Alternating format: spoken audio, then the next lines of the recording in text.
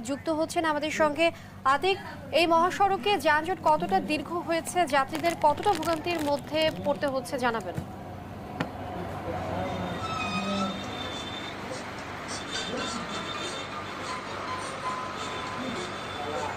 ধন্যবাদ লিমি। আপনি জানেন যে এই মুহূর্তে আসলে ঢাকা টাঙ্গাইল মহাসড়কের কিন্তু দীর্ঘ যানজটের মধ্যে পড়তে হয়েছে, অর্থাৎ শেষ সময় আসলে ঈদ যাত্রায় এই মহাসড়কের কিন্তু অনেকটাই যানজটের ভোগান্তি মাথায় নিয়ে কিন্তু এই উত্তরবঙ্গে যারা যাত্রী রয়েছেন তারা কিন্তু যাচ্ছেন।